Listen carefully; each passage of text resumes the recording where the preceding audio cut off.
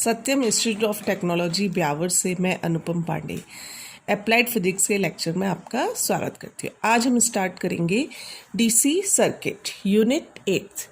इसमें जो हम स्टडी करेंगे वो है ओम्स लॉ, रेजिस्टेंस, रेजिस्टिविटी और resistance in series and parallel and their combination, Kirchhoff's law, Wheatstone bridge and its application, metre bridge और principle of potentiometer and its application. तो इसमें सबसे पहले हम बात करते हैं विद्युत धारा की। देखिए विद्युत धारा क्या होती है।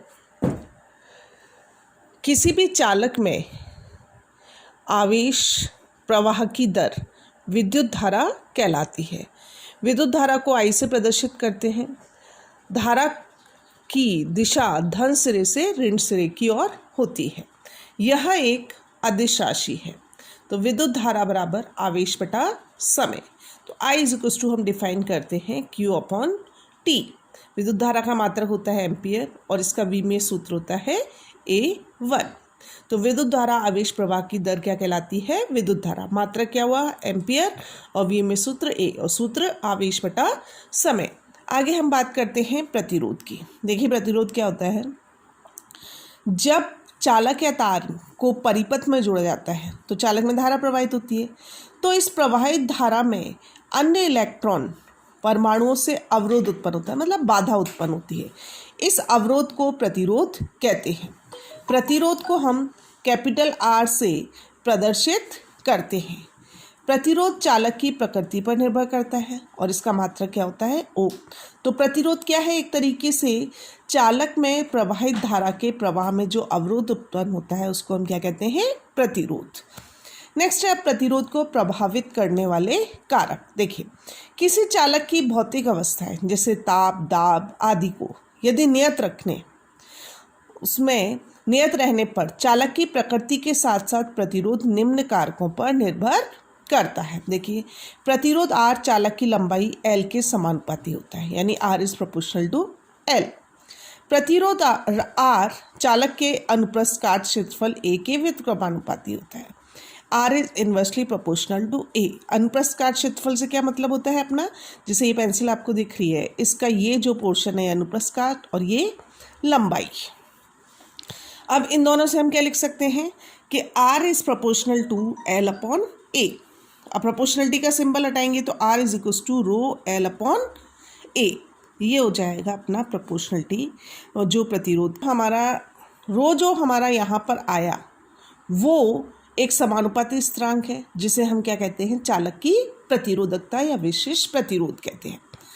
विशिष्ट प्रतिरोध या प्रतिरोधकता R इज इक्वल टू होता है रो L/A। पीछे निकाला अपन ने अभी। तो L बराबर 1 मीटर, A क्षेत्रफल 1 मीटर स्क्वायर।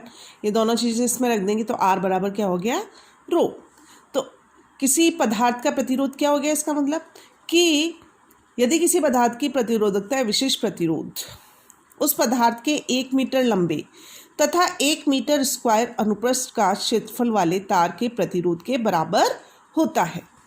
प्रतिरोधकता केवल पदार्थ की प्रकृति पर निर्भर करती है। तो क्या हुआ प्रतिरोधकता की डेफिनेशन या विशिष्ट प्रतिरोध की कि 1 मीटर लंबे तथा 1 मीटर स्क्वायर अनुप्रस्थ काट क्षेत्रफल वाले तार का जो प्रतिरोध होता है उसका मान प्रतिरोधकता या विशिष्ट प्रतिरोध के बराबर होता है। ये किस पर निर्भर करता है? पदार्थ की प्रकृति पर। प्रतिरोधकता का मात्रक rho is equal to RA/L। R का मात्रक ओम होता है, क्षेत्रफल मीटर स्क्वायर, लंबाई मीटर, मीटर से मीटर कैंसिल तो ओम इंटू मीटर। तो ये आपके पास आ गई प्रतिरोधकता। ये है अपना प्रतिरोध और विशिष्ट प्रतिरोध। नेक्स्ट अब हम बात करेंगे ओम का नियम। देखिए ओम का नियम क्या कहता है कि यदि किसी चालक की भौतिक अवस्थाएं जैसे ताप, यांत्रिक विकृति आदि में परिवर्तन न हो तो उस चालक में प्रवाहित धारा चालक के सिरों पर उत्पन्न विभवांतर के समानुपाती होती है, यानी V is proportional to I। देखिए ओम के नियम का जो सर्किट है अपना, ये सेल के पॉजिटिव से एमीटर का पॉजिटिव और एमीटर के नेगेटिव को की को हमने जोड़ा हुआ है रेजिस्टेंस वायर प्रतिरोध तार से और इसको फिर धारा नियंत्रक से कनेक्ट किया हुआ है। और प्रतिरोध तार के दोनों सिरे हमने वोल्टमीटर से कनेक्ट किए हुए हैं, जिससे विभव का मापन होगा। तो यहाँ पर जब हम एमीटर से धारा, वोल्टमीटर से V नापते हैं, तो हम क्या देखते हैं, V is proportional to I। तो V बराबर क्या हो जाएगा, IR, जहाँ पर R क्या है, समानुपाती स्थिरांक, जिसे चालक का प्रतिरोध कहते हैं। प्रतिरोध का मान चालक की लंबाई, आकार तथा प्रकृति पर निर्भर करता है। इस प्रकार हम ओम के नियम को डिफाइन करते हैं। तो V बराबर R, IR ये ओम का नियम हो गया। इससे हम प्रतिरोध का मान भी निकाल सकते हैं, R is equal to V upon I, जहाँ पर V विभव हो गया और I क्या हो गया, धारा। धन्यवाद।